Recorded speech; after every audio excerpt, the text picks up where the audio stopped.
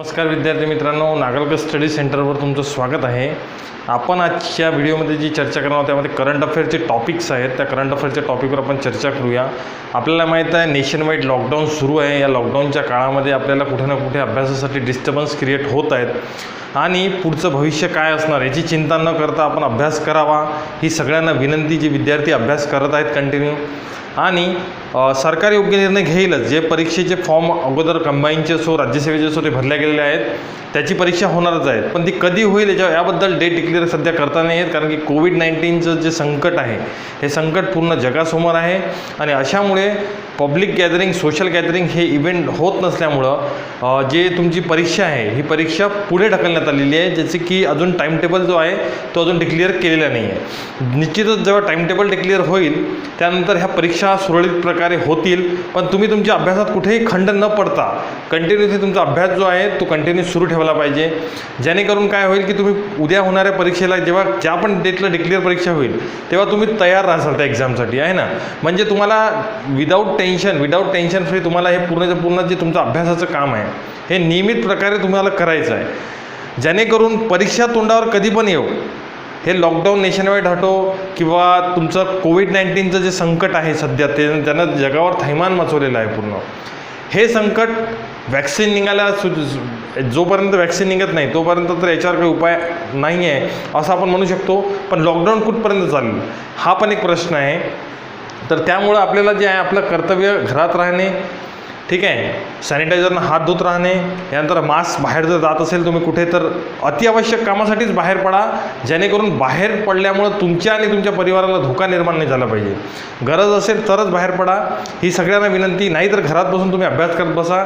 अभ्यास केल्याने कुठल्याही प्रकारचं, कारण की आपल्या विद्यार्थ्यांचे जीवनच असं होतं की एका पहिलेपासूनच आपण आयसोलेट आहे, म्हणजे आपण आपला अभ्यास ठेवतो फक्त पब्लिकमध्ये, म्हणजे आपण लायब्ररी वगैरे ठिकाणी अभ्यास करायचो, पण आपल्याला आता एक हॅबिट ॲडॉप्ट करून घ्यावं लागेल की आपल्याला अभ्यास जो आहे तो अभ्यास आता एकांतात करावा लागेल आणि ही आदत आपल्या येणाऱ्या पिढीला असो किंवा आपल्याला असो ही ॲडॉप्ट करावीच लागेल। घरी बसून तुम्ही हा अभ्यास करा हीच विनंती आम्ही व्हिडिओच्या माध्यमातून तुम्हाला विविध लेक्चर प्रोव्हाइड करत राहणार। तर आता आजच्या व्हिडिओला आपण सुरुवात करूया, ज्याच्यामध्ये मी 3 महत्त्वाचे टॉपिक घेतलेले आहे। देशातील पहिला कचरा कॅफे जे अंबिकापूर छत्तीसगड इथे निर्माण करण्यात आलेला आहे, त्याचा मेन इंटेन्शन आहे की अंबिकापूर जे छत्तीसगडचं एरिया आहे आणि छत्तीसगडला जे कचरा मुक्त करणे, म्हणजे कचऱ्यापासून फ्री करणे, हे बेसिकली यांचं इंटेन्शन आहे। यानंतर एक आहे वसुंधरा तास, अर्थ आवर म्हणत असतो आपण दरवर्षी। जो मार्च महिना असतो त्या मार्च महिन्याच्या आखरी शनिवारी म्हणजे शेवटच्या शनिवारी आपण हा वसुंधरा तास जो आहे हा ऑर्गनाईज करत असतो, ज्याच्यामध्ये आपण रात्री 8:30 ते 9:30 या दरम्यान घराची लाईट बंद करत असतो। यावर्षी हा जो आहे कोविड-19मुळं साजरा तर करण्यात नाही आला, पण ज्या देशामध्ये कोविड-19 नाही आहे अशा देशांमध्ये हा जो आहे वसुंधरा तास, अर्थ आवर, ज्याला अर्थ आवर्स म्हणतो आपण त्याला, हा साजरा करण्यात आला। याची थीम होती 2000, ज्याच्यावर मी चर्चा करू आपण। त्यानंतर एक अजून आहे की भारतीय वनसेवा याच्या नावात आता बदल करण्यात आला आहे। आता भारतीय वनसेवा यांचं नाव करण्यात आलं भारतीय वनसेवा आणि आदिवासी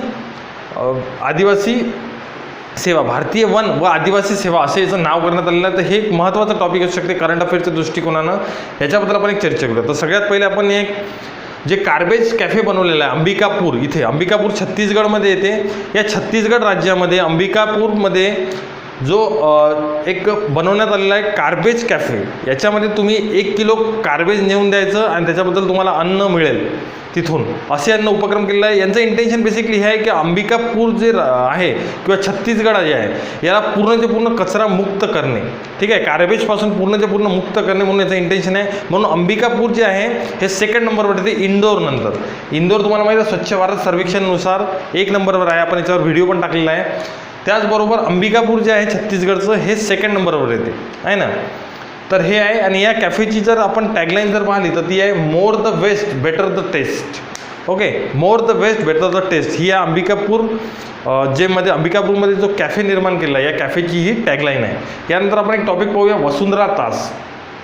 हा मार्च महिन्यात जो आहे दरवर्षी लास्ट शनिवार जो असतो, शेवटचा शनिवार असतो, या शेवटच्या शनिवारी मार्च महिन्यात हा जो आहे साजरा केला जातो आणि म्हणजे पाळण्यात येतो। हा साजरा म्हणजे तुम्हाला माहीत आहे की 8 8:30 ते 9:30पर्यंत यामध्ये तुमची पूर्णच्या पूर्ण इलेक्ट्रिसिटी बंद केली जाते, शटडाऊन केली जाते पूर्णच्या पूर्ण तुमची इलेक्ट्रिसिटी आहे ना.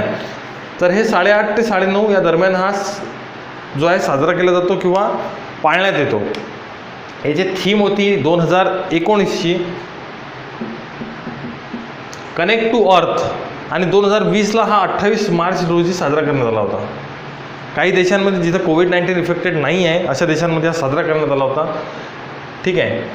आपल्या इथं पण एक इंटेन्शनच म्हणू शकतो 5 एप्रिलला जे दिवे लावण्याचा प्रोग्राम जर करण्यात आला होता तो पण एक याचाच इंटेन्सिव्ह आपण पाहू शकतो. ठीक आहे. तर यावर्षी 2020ची जी थीम होती ती क्लायमेट चेंज. पहिल्यांदा हा 2007ला साजरा करण्यात आला होता ऑस्ट्रेलियामध्ये, हा पाळण्यात आला होता की मग इथून ऑस्ट्रेलियामधून ही कन्सेप्ट पुढे पूर्ण देशांना पाळण्यात आली. तर सुरुवात जर म्हटलं तर 2007मध्ये ऑस्ट्रेलिया येथील सिडनीमध्ये हा जो आहे पाळण्यात आला होता. याचे आयोजक जर म्हटलं आपण तर world wide fund for nature हे याचे आयोजक आहेत. ठीक आहे. यानंतर एक रिपोर्ट पाहूया आपण. रिपोर्ट नाही आहे, भारतीय वनसेवा जे आहे, जे भारतीय वनसेवा आपल्याला माहिती आहे इम्पोरियल फॉरेस्ट सर्व्हिसेस म्हणून 1867मध्ये हे सुरू झाली होती. यानंतर याच्यामध्ये 1935च्या कायद्यानुसार वन जो शब्द आहे हा वन शब्द प्रांताकडे दिला होता. यानंतर 1951मध्ये अखिल भारतीय सेवा निर्माण करण्यात आल्या होत्या. त्यामध्ये 1966मध्ये अखिल भारतीय सेवामध्ये वनसेवेचा सुद्धा समावेश करण्यात आला होता. तर भारतामध्ये पूर्ण अखिल भारतीय सेवा जे कलम 312नुसार भारतामध्ये अखिल भारतीय सेवा जे आहे, अखिल भारतीय सेवामध्ये आपण जर पाहिलं तर 3 प्रकारच्या सर्व्हिसेस येतात. भारतीय प्रशासनिक सेवा, भारतीय पोलीस सेवा आणि भारतीय वनसेवा. तर भारतीय वनसेवा जी आहे या भारतीय वनसेवाच्या नावामध्ये परिवर्तन करण्यात आले, चेंजेस करण्यात आले. तर ते बघूया आपण की बदल काय करण्यात आलेला आहे. तर भारतीय वनसेवा याच्यामध्ये ॲडिशनल एक शब्द जोडण्यात आला, भारतीय वन आणि आदिवासी सेवा, Indian forest and tribal services असा हा याचा उल्लेख करण्यात आलेला आहे. भारतीय जे कार्मिक मंत्रालय DOPTR यानं ह्याच्यामध्ये चेंज केलेलं आहे. कार्मिक सार्वजनिक तक्रार व पेन्शन मंत्रालय जे प्राईम मिनिस्टरच्या अंतर्गत येते, यांनी याच्यामध्ये चेंजेस करण्यात आले आहे. आणि यांना चेंजेस करण्यासाठी राष्ट्रीय अनुसूची आयोग यांनी दरवर्षी आपला अहवाल सादर करत असतो. त्या अहवालामध्ये यांना सांगितलं होतं की पर्टिक्युलरली या जे वनसेवा आहे या वनसेवामध्ये ट्रायबल हा शब्द जोडण्यात यावा.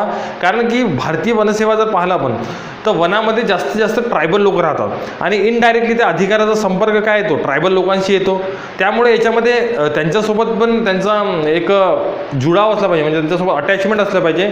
त्या दृष्टिकोनानं भारतीय वनसेवा प्लस आदिवासी सेवा, भारतीय वनसेवा व आदिवासी सेवा याचं असं नामकरण किंवा नाम परिवर्तन करण्यात आलेलं आहे.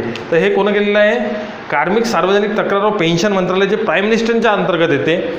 आपण भारतीय वनसेवेचा जर इतिहास जर पाहिला तर आपल्याला माहीत आहे 1867मध्ये ह्या इंग्रजांच्या काळामध्ये सुरू झाली होती. त्याच्यामध्ये त्यांचा इम्पोरियल फॉरेस्ट सर्व्हिसेस म्हणून असा शब्द दिला आला होता. यानंतर आपण पाहिलं की 1935चा जो कायदा होता यामध्ये वन हा शब्द जो आहे हा प्रांताकडे देण्यात आला होता. ज्याच्यामुळे काय होतं की तिथे जे अधिकारी नेमण्यात येत होते ते सेवांतर्गत होते, ते अधिकारी नेमणं बंद करून टाकले इथे. यानंतर आपण पाहिलं की 1951मध्ये एक अखिल भारतीय कायदा ऑल इंडिया सर्व्हिसेस हा कायदा पारित करण्यात आला संसदेद्वारा. त्या संसदेद्वारा याच्यामध्ये 3 सेवा करण्यात आल्या, Indian administrative services, Indian police services आणि इंडियन फॉरेस्ट सर्व्हिसेस. तर इंडियन फॉरेस्ट सर्व्हिसेसचं नाव आपल्याला माहीत आहे union public service commission UPSC जे आहे, हे UPSC अखिल भारतीय सेवा ज्यामध्ये IAS, IPS आणि IFS ह्या कंडक्ट करत असते. त्याच्या अंतर्गत इंडियन ॲडमिनिस्ट्रेटिव्ह सर्व्हिसेस म्हणजे भारतीय प्रशासनिक सेवा, भारतीय पोलीस सेवा आणि भारतीय वन व आदिवासी सेवा या सेवांचा समावेश येतो.